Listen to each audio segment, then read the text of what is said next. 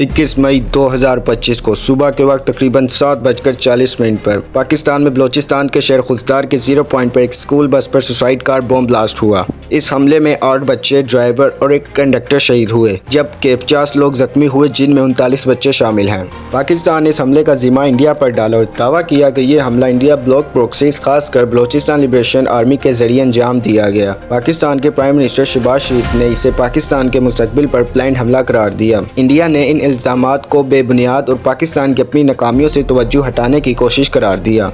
22 अप्रैल 2025 को कश्मीर के इलाके पहलगाम में एक टेररिस्ट अटैक हुआ, जिसके बाद इंडिया ने फ़ौरन पाकिस्तान पर इल्ज़ाम लगाया बिना किसी इन्वेस्टिगेशन के। और ठीक एक महीने बाद 21 मई 2025 को पाकिस्तान के बलूचिस्तान में खुजदार के 0 पॉइंट पर एक स्कूल बस को सुसाइड बम ब्लास्ट का निशाना बनाया गया। दोनों हमले न सिर्फ तरीके के लिहाज से मिलते हैं, बल्कि इस बात का भी सबूत बन रहे हैं कि खुजदार का ब्लास्ट भी किसी प्लान रिवेंज या स्ट्रेटजी का हिस्सा था, जिसके पीछे सीधा हिंदुस्तान का हाथ है। अब तक किसी भी टेररिस्ट ग्रुप ने इस बात की जिम्मेदारी नहीं ली। सवाल ये है कि आखिर खुजदार में स्कूल बस को ही क्यों निशाना बनाया गया? क्या ये सिर्फ एक अटैक था या इसके पीछे कोई बड़ी प्लानिंग छुपी हुई है? इस वीडियो में पर्दा उठाएंगे उन सवालों से जिनका जवाब आपको कभी नहीं दिया गया। अस्सलाम वालेकुम दोस्तों, बलूचिस्तान पाकिस्तान का सबसे बड़ा सूबा है जो मुल्क के लगभग 44% रकबे पर मुश्तमिल है, लेकिन यहाँ सिर्फ 6% आबादी रहती है। खुजदार बलूचिस्तान के एक अहम जिला है जो 1974 में ऑफिशियली बना। इससे पहले ये इलाका छोटा सा था, जिसका अपना ना कोई नाम था और ना कोई पहचान। 1974 में इस इलाके को जिला बनाया गया और इसका नाम खुजदार रखा गया। खुजदार अपनी कुदरती वादियों और पहाड़ों के लिए मशहूर है। खुजदार की जमीन के नीचे सोना, क्रोमाइट और कॉपर जैसे कीमती खजाने से माला माल है, लेकिन इन कुदरती खजानों के बावजूद जिले के कई इलाकों में लोग बुनियादी सहूलत से महरूम हैं।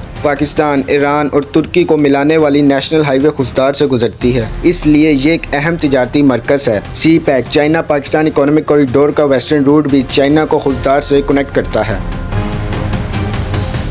26 अगस्त 2006 को पाकिस्तान आर्मी का एक मिलिट्री ऑपरेशन में नवाब अकबर बुगटी हलाक हो गए। उनकी मौत के बाद बलूचिस्तान में हिंसा और बेचैनी बढ़ गई और पंजाबी सेटलर के खिलाफ तशद्दुद में इजाफा हुआ। 17 सितंबर 2006 को खुजदार में एक पंजाबी सेटलर के घर के बाहर बम ब्लास्ट हुआ, जिसमें 2 बच्चे और 3 ख्वातीन जख्मी हुई। ये हमला डॉक्टर ताहिर शेख के घर के पास हुआ था और ये उस तशद्दुद का हिस्सा था जो नवाब अकबर बुगटी की मौत के बाद पंजाबी सेटलर के खिलाफ शुरू हुआ। 1974 में खुजदार का जिला बनने के बाद 17 सितंबर 2006 को ये पहला बम ब्लास्ट था जो किसी सेटलर के खिलाफ इतने बड़े पैमाने पर हुआ।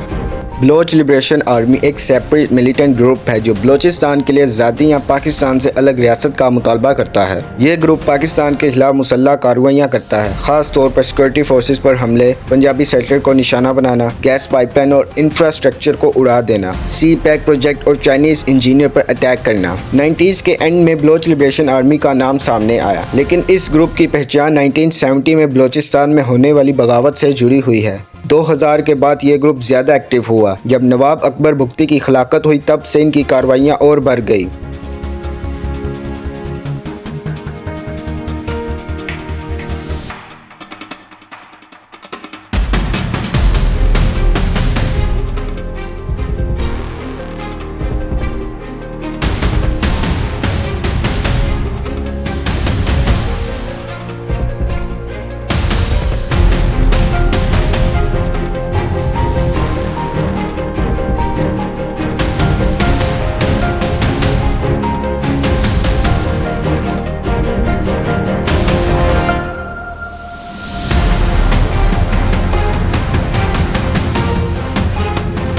खुजदार बलोच लिबरेशन आर्मी के लिए एक सेंसिटिव और स्ट्रेटेजिक इलाका है, क्योंकि ये सी पैक का वेस्टर्न रूट पर आता है। यहाँ सिक्योरिटी फोर्सेस और पंजाबी सेटलर की मौजूदगी है और ये ज़िला सोना, कॉपर और क्रोमाइट जैसे कीमती मैदानों से भरा हुआ है। बलूचिस्तान के कुछ इलाके जैसे तुर्पत, पंजगोर, आवारान और खुजदार आज भी उन सेपरेटिस्ट ग्रुप के असर में हैं, जहाँ हर साल बम ब्लास्ट और अटैक होते हैं। सिक्योरिटी फोर्सेस को रोजाना इन इलाकों में ऑपरेशन करना पड़ता है। बलोच लिबरेशन आर्मी के पास मजीद ब्रिगेड नाम का सुसाइड स्क्वाड है जो हाई प्रोफाइल टारगेट को निशाना बनाता है। 2025 में बलोच लिबरेशन आर्मी ने जाफर एक्सप्रेस ट्रेन को हाईजैक किया, जिसमें 21 पैसेंजर हलाक हुए। पाकिस्तान का कहना है कि बलोच लिबरेशन आर्मी को इंडिया से सपोर्ट मिलता है, जैसे कि मेडिकल ट्रीटमेंट और financial aid. Balochistan liberation army का एक कमांडर असलम बलोच ने न्यू दिल्ली के एक हॉस्पिटल में ट्रीटमेंट लिया था। असलम बलोच, जो असलम अच्छू के नाम से भी मशहूर था, बलोचिस्तान लिबरेशन आर्मी का एक अहम कमांडर था। उसने 2018 में कराची में चाइनीज कंसुलेट पर होने वाले हमले का मास्टरमाइंड माना जाता है। इस हमले के दौरान 2 पाकिस्तानी पुलिस ऑफिसर और 2 सिविलियन हलाक हुए। कई रिपोर्ट्स के मुताबिक असलम बलोच ने मैक्स हॉस्पिटल न्यू दिल्ली में ट्रीटमेंट लिया था, जबकि पाकिस्तानी ऑफिशियल ने इस बात को हाईलाइट किया कि ये बलोचिस्तान लिबरेशन आर्मी का कमांडर इंडिया में मौजूद था जब कराची का चाइनीज कंसुलेट अटैक प्लान किया गया। इंडिया के न्यूज़पेपर द हिंदू ने भी रिपोर्ट किया कि बलोच लिबरेशन आर्मी के कुछ कमांडर ने इंडिया के हॉस्पिटल में इलाज करवाया है, अक्सर डिस्यूज या फेक आइडेंटिटी के जरिए। रिपोर्टेडली 2017 में न्यू दिल्ली में कम से कम 6 महीने तक किडनी रिलेटेड एलिमेंट्स का इलाज करवाता रहा।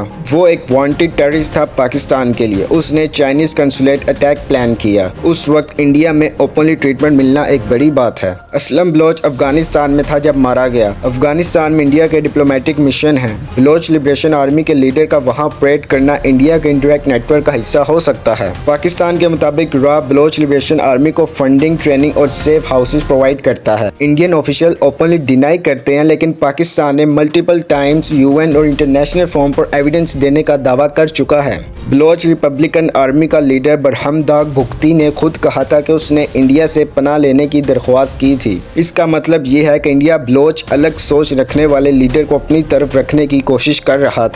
जब एक मोस्ट वांटेड मिलिटेंट जो पाकिस्तान और चाइना के खिलाफ अटैक प्लान कर रहा हो उसे न्यू दिल्ली जैसे शहर में ओपनली ट्रीटमेंट मिलता है, तो ये सिर्फ कोइंसिडेंस नहीं हो सकता।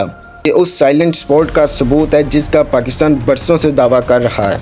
इंडिया बलोच लिबरेशन आर्मी जैसे सेपरेटिस्ट ग्रुप को पॉलिटिकली, फाइनेंशियली और लॉजिस्टिकली सपोर्ट करता है।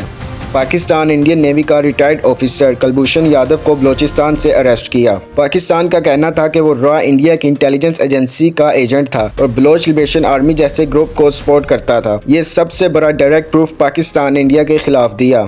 जनवरी 2025 में बलोच लिबरेशन आर्मी ने जहरी टाउन पर हमला किया। इस हमले के बाद बलोचिस्तान के होम मिनिस्टर ज़ियाउल्लाह ने दावा किया कि इंडिया की इंटेलिजेंस एजेंसी रॉ ने बलोचिस्तान लिबरेशन आर्मी और TTP के दरमियान एक नेक्सस बनाया है। उनका कहना था कि रॉ के 3 ऑब्जेक्टिव थे: CPEC प्रोजेक्ट को नुकसान पहुँचाना, खासकर चाइनीज सिटीजन को निशाना बनाना, दहशतगर्दी के वाक़ियात को बढ़ा देना ताकि मुल्क में अफरा तफरी फैल सके। रिसेंटली पाकिस्तान और इंडिया के दरमियान सीज फायर हुआ। उसके बाद इंडियन यूट्यूबर दुरफ राती ने एक वीडियो पोस्ट की जिसमें दुरफ राती ने पाकिस्तान को टेररिस्ट स्टेट कहा। मेरा दुरफ को सीधा जवाब है, पाकिस्तान हर दफ़ा यूनाइटेड नेशन, इंटरनेशनल मीडिया और ग्लोबल फॉर्म पर कॉन्सनट्रेट प्रूफ के साथ ये साबित करता है कि पाकिस्तान में होने वाली दहशतगर्दी को खुद इंडिया सपोर्ट करता है। बलोच लिबरेशन आर्मी का कमांडर असलम बलोच एक ऑफिशियली डिक्लेयर्ड टेररिस्ट था। उसका इलाज इंडिया के मैक्स हॉस्पिटल न्यू दिल्ली में हुआ, जिसका सारा खर्चा इंडिया की इंटेलिजेंस एजेंसी रॉ ने उठाया। अगर आप असलम बलोच को कोइंसिडेंस कहते हो तो फिर कुलभूषण यादव याद है, एक सर्विंग इंडियन नेवी ऑफिसर जो पाकिस्तान के अंदर टेररिज्म और डेस्टेबलाइजेशन का नेटवर्क चला रहा था और जो खुद एडमिट कर चुका है कि वो रॉ का एजेंट था। Kulbhushan Yadav, number 4155 Zulu. I am a serving officer of the Indian navy. I was picked up by RAW in 2013 and ever since I have been directing various activities in Balochistan and Karachi at the behest of RAW. तो दुरफ भाई, terrorist state कौन हुआ जो अपनी सरजमीन का तहफ़्फ़ुज़ कर रहा है या जो दूसरे मुल्कों में टेररिस्ट को सपोर्ट कर रहा है?